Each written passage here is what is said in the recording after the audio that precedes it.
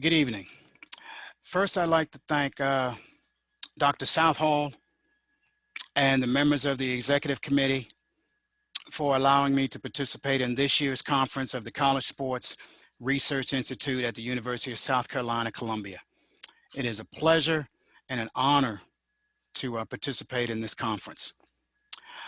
What I'd like to talk about today is the issue of student athletes and their evolution and their quest for equity within collegiate sports, big-time collegiate sports.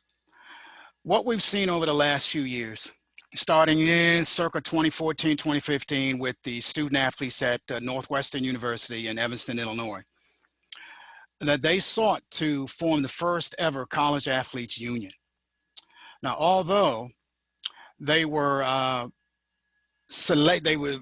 advised that they were employees of the university by the regional office of the National Labor Relations Board, they were rebuffed with a no decision by the national office of the National Labor Relations Board, I believe in the spring of 2015, when the NLRB in DC said they essentially did not want to interrupt labor stability or something to that effect with the NCAA. They didn't want to interfere with the NCAA and its processes. I found that a very interesting choice of words.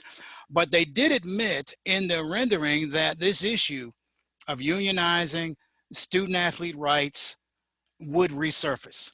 So they recognized that, and they recognized that. The initial ruling that came out of the regional offices in Chicago that said that student athletes were actually employees of the university was predicated on the fact of what the student athletes were required to do in lieu of having their athletic scholarship. Part of the thing was they stated, and this was very interesting, and I'll just read a little bit here, said that the players devoted approximately 50 to 60 hours a week, non-off season, and 40 to 50 hours during the season. This was primarily football because they were primarily the players that sought to unionize on the campus. This does not mean that their colleagues in other sports were not with them in spirit on some level. It just was never reported if other teams were saying, hey, this is a good idea, maybe we need to get on board. It was never really reported in the press for whatever reason.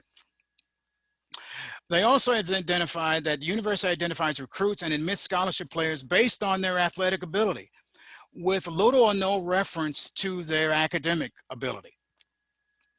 Players need permission from their coaches to seek outside employment. They also needed to advise their coaches on if they were going to live off campus, and the coaches apparently had to see the lease agreement of any off-campus housing. That players are not allowed to profit from their name, image, and likeness, which is one of the forms that they have to sign in lieu of taking an athletic scholarship at the university. And I believe that was form 08-03A. I believe it's section 4, that the student athlete actually signs away the rights to their name, image, and likeness to be used by the university, the conference, and the NCAA. There is no duration of how long that name, image, and likeness can be used. There's nothing in that contract that says only while they attend the university, et cetera, et cetera. What the student athletes at Northwestern were saying is, and this is something that really needs to be understood, they're not saying that we want to be paid above the scholarship or we want to be paid and not have a scholarship. There are some individuals out there in the media and other maybe legal people who are saying the student athletes should be paid like a regular employee. The student athletes at Northwestern are not saying that. They were saying they wanted to unionize to address certain issues. One, graduation rates. They wanted better medical and health benefits while they were at the university. And they wanted guaranteed scholarships, which did exist before some of these rulings in the 1980s with the Board of Regents versus University of Oklahoma in 1984, that created the CFA, the College Football Association, and when it dealt with issues of broadcasting rights and games, and also got into the issue of restricting student athletes from profiting from their name, image, and likeness being used in these various sporting events associated with the NCAA, primarily college football, but not exclusive, but primarily college football, because that was the primary cash cow at the time. College basketball was not the cash cow then that it has become in the last 20 to 25 years, circa 91, 92, with the multi-billion-dollar exclusive television rights contract that the NCAA signed with CBS Sports. I think it was about $14 billion at the time, give or take $1 billion in either direction. Subsequently, years later, ESPN, Entertainment and Sports Network, which began broadcasting, I think, circa 1981, they have an exclusive broadcast rights agreement to broadcast the women's basketball tournament. What student athletes are saying is these were the things, at least at Northwestern, these were the primary things that were on their plate. Graduation rates, medical benefits, guaranteed scholarships. There was really never any discussion about additional compensation, either in lieu of a scholarship, no scholarship at all, but compensate me as you would a regular employee based on my athletic ability, or monies above the scholarship. I've been advocating that student athletes, and I think with the legislation that was passed in California that's due to take effect in 2023, legislation that's been either pending or passed in the state of Florida, the state of Michigan, which was passed within the last year or so, and then some new legislation at the national level by Congressman Walker out of North Carolina. And then I believe there's a Senate bill that has just been introduced in the last few months by, I believe it's Senator Cory Booker out of New Jersey, setting up something for student athletes to again profit from their name, image, and likeness. And looks like it's being couched, based on what I've read about it, in the areas of essentially endorsement deals and possibly something related to royalties, a la the recording industry or television or movie industry. Which probably is an easier way to go in compensating student athletes related to above their scholarship at said university. Now, we do know in line, if you talk about the way things operate at the professional level, that it's really only going to be the top tier athletes that actually benefit being able to do endorsement deals or radio spots or appear in a television ad or magazine ad or something like that. We know that only the top tier student athletes at the universities are going to be able to benefit from that financially. It's not going to be all 400,000 student athletes or 787 student athletes at Florida State, I believe they had in 2018, or 452 student athletes at my alma mater, Towson University outside of Baltimore, that they're all going to benefit from that. We kind of know it's only going to be the elite or top tier athletes that are going to be able to benefit financially from that. The majority of other student athletes are going to benefit financially, either if they're an Olympic athlete and they win a medal, then they can benefit financially from that beyond the medal, or if they're a great athlete and they're able to play professionally in another country outside the U.S.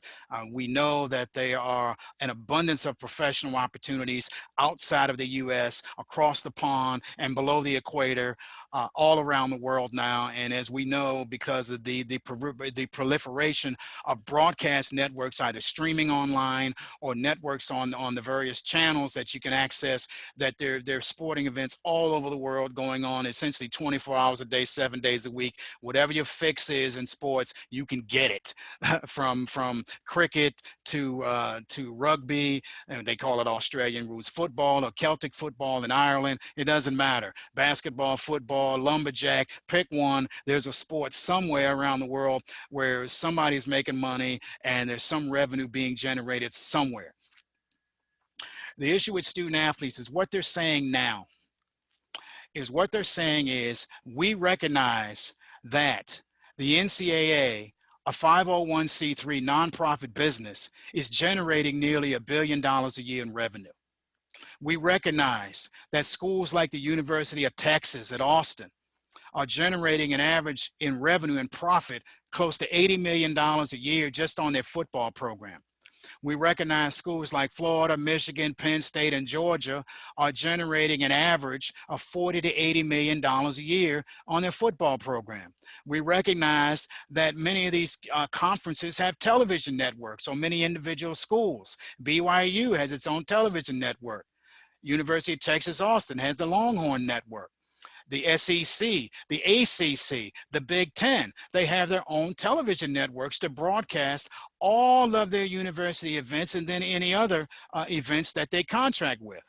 And the student athletes are saying, wait a minute, there's $22.6 million being generated by the Big Ten, that the Longhorn Network signed a 10-year deal, nearly $300 million with ESPN. We don't know what the contractual deal is with the ACC or the SEC, but it's probably in the neighborhood of a couple of $100 million over a 5, 10, 15-year window. We know this. The student athletes are saying, we want a piece of that pie. We're not saying pay us the way you would a university employee, but we have the ruling, we have the precedent from the NLRB in Chicago, the regional office, although it was dealing with the student athletes, the football players at Northwestern, that there is a precedent there. There's a precedent based on the fact that the investigation said that the student athletes at Northwestern University in Evanston, Illinois, are employees of the institution based on the amount of hours that they put in season and off season in that particular sport. And I would argue that if we move it to basketball, softball, baseball, and the other sports on that campus and like campuses, that the student athletes are putting in the same amount of hours, either exactly the same amount or in the neighborhood, in order for their team to be successful. And it's being mandated by the coaches and the athletic department. Now, we also know that we have cases where student athletes will say, well, the workouts are voluntary. Well, are they really? Or is it one of those, it's voluntary, but if you want to play, it's not voluntary? If you want to be a starter and be on TV 10 or 15 times a year, it's not really voluntary. We understand the situation at the University of Maryland College Park in 2018, where unfortunately Mr. Jordan McNair passed away, a tragic death on that campus, because there was a so-called voluntary workout in the middle or the end of May. Now remember, to give some context to this, the end of May, the temperature could be in the 70s, could be in the 80s, it could be in the 90s, but that's not the real point. The real point is that classes have concluded, finals have concluded, graduation has concluded, but the football players are having a voluntary workout on the campus when everybody else is gone. I want that to soak in for a couple of seconds. The players are having a voluntary workout when the campus is essentially bare. And nobody raised that question. Yes, everybody was very upset about the tragic death of Mr. McNair, like I was. But the first question that popped in my head is, well, wait a minute. What were they doing having a so-called voluntary workout when classes, finals, and graduation have been concluded? Why are they still there? Why are they not coming back, say, the middle of July or the 1st of August, where the regular season is starting in about 30 days? Why are they having a workout at the end of May? Nobody, I didn't read any press clippings that raised that question. Now, as a result of that unfortunate event, the state of Maryland, the state legislature, submitted a bill, House Bill 548, which I was able to submit written testimony in favor of that, allowing student athletes to actually begin the process of collective bargaining. Now, although it made it through committee, as far as I can remember, I haven't seen anything where it's actually been passed into law. It's still out there, though. But it's House Bill 548. So we do have elected officials, be it coming off a tragedy or just recognizing the inequities that exist in college athletics, big-time college athletics, that it's time to tip the scales, to make the scales more balanced for student athletes, young men and women. Because I think what we forget sometimes is, if you don't have the student athletes, there is no Big House, there is no Go Blue, there is no On Wisconsin, there's no Cameron Crazies, there's none of that without the student athletes. They are the oil and the gas that drive college athletics. They are the oil and the gas that drives college athletics. Let's not gloss that over. We know that these universities benefit from the success of the athletic program. We know, as reported by the president of George Mason University in Fairfax, Virginia, a suburb of Washington, D.C., that the year George Mason made it to the men's Final Four, they reaped the whirlwind of 25% more applications of students wanting to come to the school as a direct result of the success of the men's basketball program going to the Final Four. We don't know yet the benefit to the University of Maryland, Baltimore County, also known as UMBC, and their win over the overall #1 seed, the University of Virginia, a couple of years ago. We don't know the financial, we know the school benefited financially, the athletic department benefited financially, but we don't know the school as a whole when it came to applications and increased enrollment. We don't know yet what that data is, but we do have the George Mason data. 25% more applications as a direct result of the success of the basketball program. So we have the athletic department prospering financially based on their success. And then we have the university as a whole prospering financially based on, as an indirect measure of the success of the athletic program. How many more people go to Duke University as a direct result of the success of the basketball program in the last 30 years? How many people go to Alabama? How many people go to Clemson as a direct result of the success of the football program at Alabama in the last decade since Nick Saban arrived there, and the success of the football program in Clemson? I'm pretty sure that data is available somewhere, but it's things that sometimes are not made public. We know that people go to these events. We know that there's a portion of the student body population that attends some of these schools to have that vicarious experience with the student athlete. I went to Syracuse when Donovan McNabb was there. Or I went to Marshall when Chad Pennington was there and Randy Moss was there. Or I went to Ohio State when Chris Carter was there. Or I went to Michigan when Tyrone Wheatley was there, et cetera, et cetera. The issue with student athletes is what they're saying is, we see the revenue that's being generated based on us. We'd like to share in that revenue. They're not saying to pay us above the scholarship. They're not saying to pay us in line with a university employee. They're saying, when my jersey is being sold in a retail store, I should get a piece of that. When my image and likeness is in a magazine selling a product, I should get a piece of that.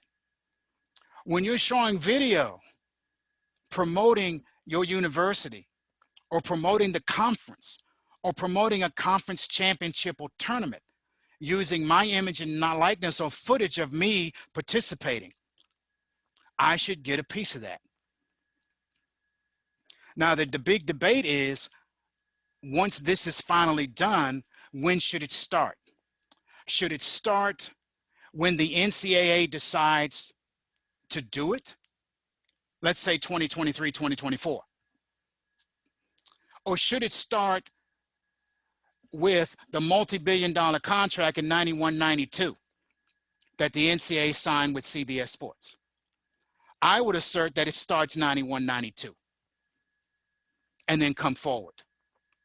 And then at every time that image has been, those images have been used to promote either an individual game, a tournament, a championship, a conference championship, doesn't matter, that all of the student athletes that were in that footage should receive compensation, period. So every time we see Christian Laettner making that shot at the buzzer to beat Kentucky, everybody in that shot should receive something. Every time I see Bryce Drew making that half-court shot at the buzzer for Valparaiso, everybody in that shot, winner or loser in that game, should receive something, period. Every time I see Notre Dame winning the national championship and Muffet McGraw, the head coach at Notre Dame, winning the national championship, all of the young ladies in that shot should receive money.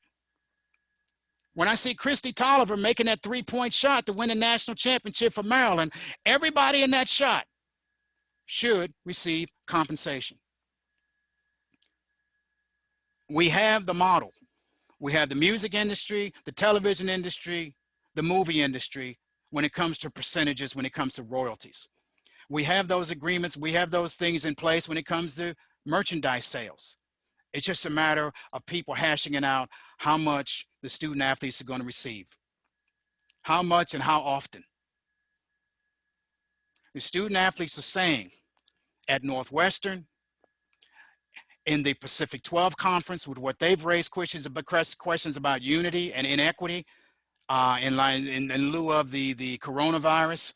And some of the student athletes are saying that, hey, why are we playing? And we have these health dangers and the national health crisis, the pandemic, epidemic, and now pandemic. Why are we still going to practice? Why are we still playing? We're concerned about our health, short-term and long-term. You have the student athletes at the HBCUs who have now filed a class action suit against the NCAA, saying, discussing issues of financial inequity, facilities inequity, racial inequity, etc. So you have student athletes beginning to come together saying, we want to change this relationship between the NCAA, its respective schools, and the conferences. We want to change it from a financial standpoint. We want the guaranteed scholarships, 4 years, 5 years to play for. We want better health benefits. We want compensation related to our name, image, and likeness being used by the university, by the conference, and by the NCAA to sell its sporting events. The student athletes are beginning to recognize that. They've been recognizing it essentially for about 20 years or so, but it's really only accelerated in about the last 5 or 6 years, primarily because of the efforts, the beautiful efforts of the young men on the football team at Northwestern University. But again, I would assert that they had brethren there, men and women on that campus who were with them on what they were trying to do because they understood the big picture. We need to address this from the standpoint of this. The student athletes recognize this. You're going to use me and my athletic ability to win a conference championship, a national championship. I'm going to use you to get my college degree because I understand that's the game, the big picture. I'm going to use you maybe to get 2 degrees while I'm at this institution. I'm also still going to use you to assist me in entrepreneurial endeavors that I have post my college career. And if I'm fortunate enough and blessed enough to play professional level, be it foreign or domestic, I'm going to use you for that as well. And I'll end my discussion with this. For those of you who've seen the movie School Ties, with starring Brendan Fraser and a very young Matt Damon before the Bourne series, the Bourne trilogy series, there's a scene at the end of the movie, toward the end, and where Brendan Fraser is recognizing what's going on at this elite private school and the dynamic that's going on, how his athletic ability is being used, is being exploited for that school's personal gain, not for his gain, but for the school's gain in beating their rival across town. And he says, I'll quote, "You're going to use me to win a championship. I'm going to use you to get into Harvard. The student athletes are saying the same thing. You're going to use me to win a conference championship, a national championship. I'm going to use you to get my education. I'm going to use you to get where I want to be 5, 10, 15 years from now. Again, I'd like to thank Dr. Southall and the members of the committee for inviting me to this wonderful conference here at the College Sports Research Institute. It's been an honor and an absolute pleasure. Thank you.